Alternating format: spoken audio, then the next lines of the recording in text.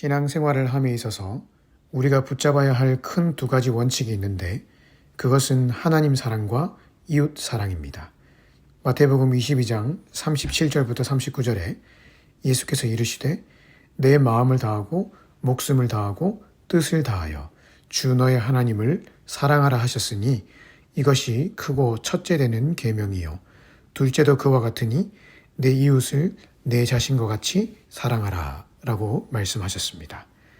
따라서 우리가 신앙생활을 한다는 것은 위로는 하나님을 사랑하고 옆으로는 이웃을 사랑하며 사는 이 두 가지 원리를 붙잡고 사는 것을 말합니다. 그런데 이 중에서 크고 첫째 되는 계명이 있는데 그것은 바로 하나님 사랑입니다. 예수님이 하나님 사랑을 첫째로 우리가 해야 될 계명이라고 하시면서 순서상 이웃 사랑보다 앞에 두셨습니다. 물론 이웃 사랑도 하나님 사랑만큼이나 중요하지만 예수님이 하나님 사랑을 이웃 사랑보다 먼저 언급하신 데는 아주 중요한 이유가 있습니다. 그것은 바로 하나님 사랑이 제대로 되지 않으면 이웃도 제대로 사랑할 수 없기 때문입니다. 왜냐하면 이웃을 섬기고 사랑할 수 있는 힘은 바로 하나님과의 올바른 관계 속에서 주어지는 것이기 때문입니다.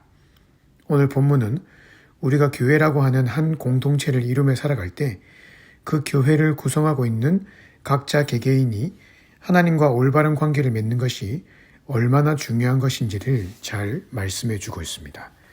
결론부터 이야기하자면 한 공동체 안에 속한 구성원 개개인이 하나님과 제대로 된 관계를 맺지 못하면 그 공동체는 반드시 흔들리게 되어 있고 이웃을 향해 복음을 증거하는 공동체가 되기는커녕 자기들끼리 서로 싸우고 물고 뜯다가 망하는 공동체가 되고 맙니다. 1절을 보십시오. 여기 에브라임 사람들이 기드온과 크게 다투는 장면이 나옵니다. 그 이유는 왜 자신들을 전쟁에 일찍 부르지 않고 이제서야 불렀냐를 따지기 위해서입니다. 사실 전쟁 초반부터 기드온과 함께 하지 않은 것은 에브라임의 결정이었습니다. 아마 이 전쟁이 승산이 없기 때문이라고 판단했기 때문일 것입니다. 하지만 이스라엘이 생각 밖의 대승을 거두니 이제서야 와서 기드온에게 자신들을 전쟁에 참여시키지 않은 것을 비난하고 다투고 있는 것입니다. 여기에는 에브라임의 말할 수 없는 교만과 탐욕이 자리 잡고 있었습니다.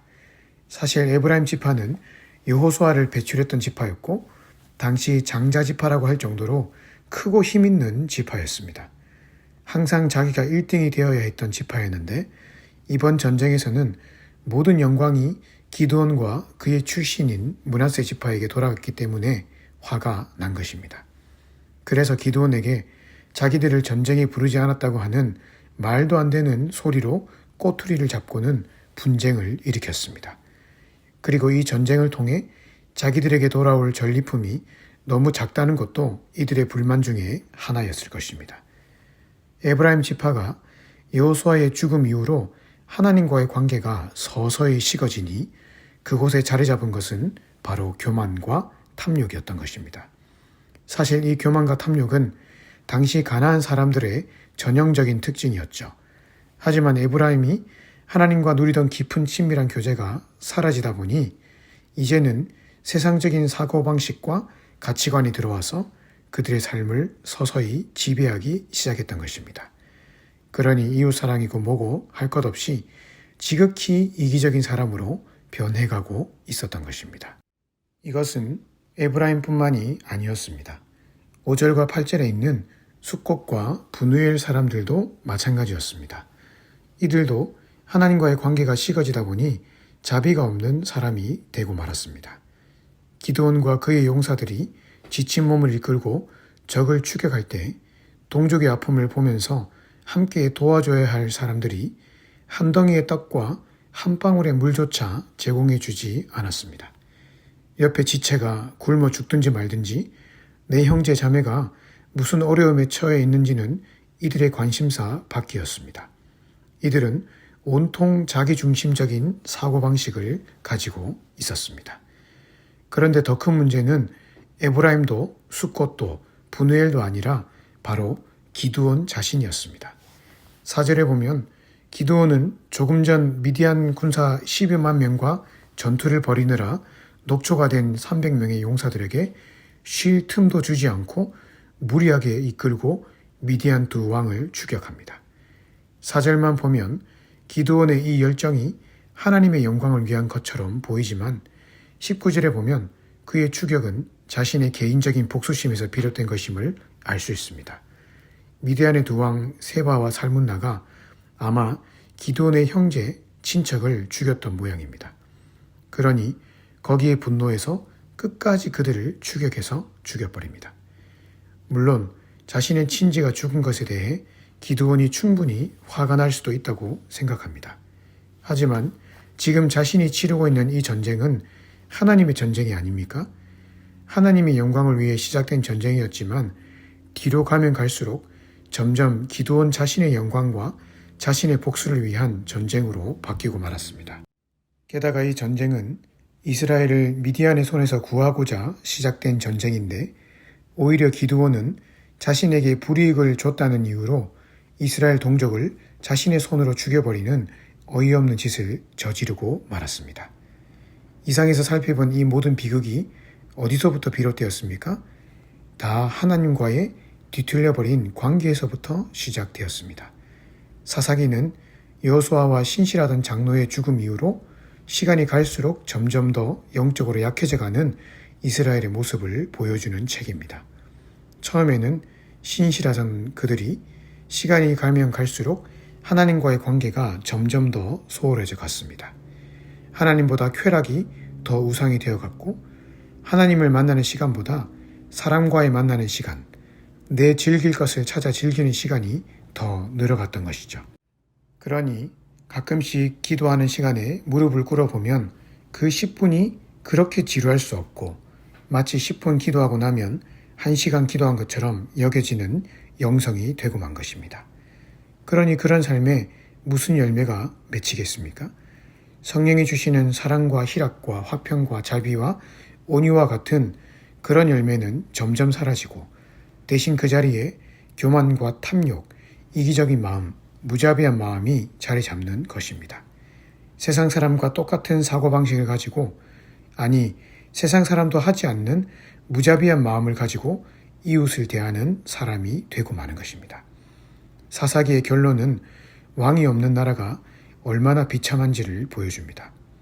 여기서 왕은 인간의 왕을 말하는 것이 아니라 진정한 왕 대신 하나님의 자리가 우리의 삶이 없을 때 이런 사사기와 같은 비참한 역사가 나와 우리 공동체에 똑같이 일어날 수 있음을 보여주는 것입니다.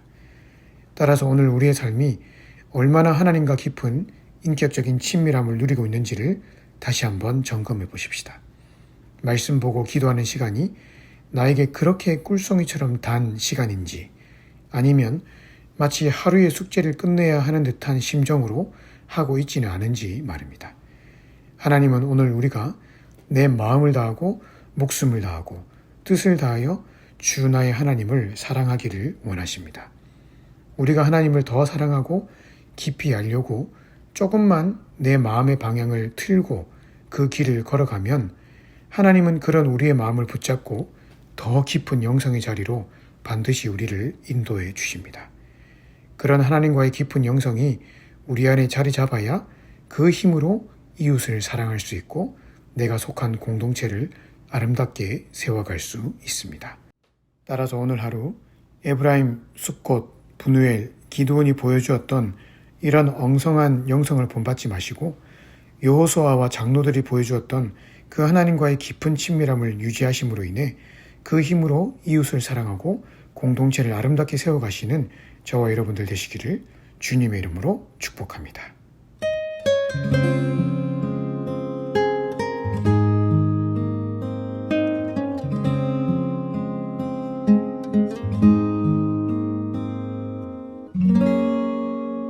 주 음성 외에는 더 기쁨 없도다. 날 사랑하신 주 늘 계시옵소서. 기쁨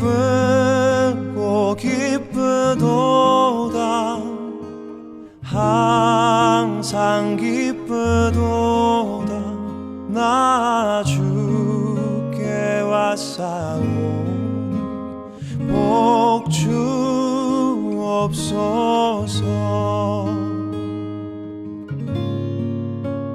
그 귀한 언약을 이루어 주시고 주 명령 따를 때 늘 계시옵소서. 기쁘고 기쁘도다 항상 기쁘도다 나 주께 왔사오니 복 주옵소서.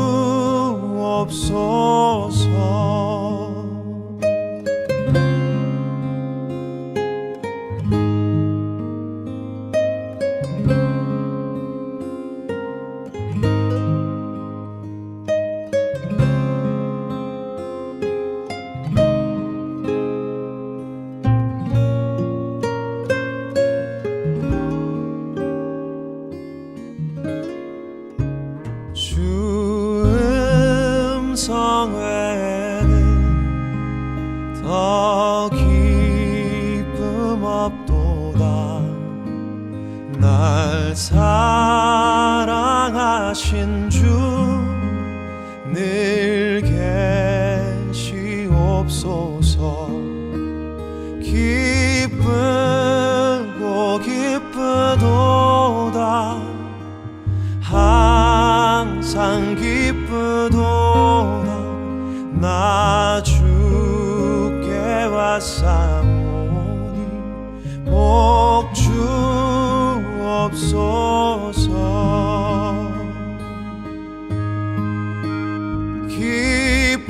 기쁘고 기쁘도다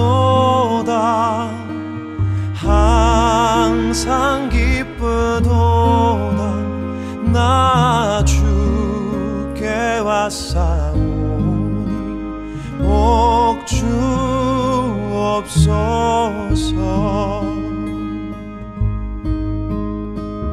나 주께 왔사오니 복 주옵소서.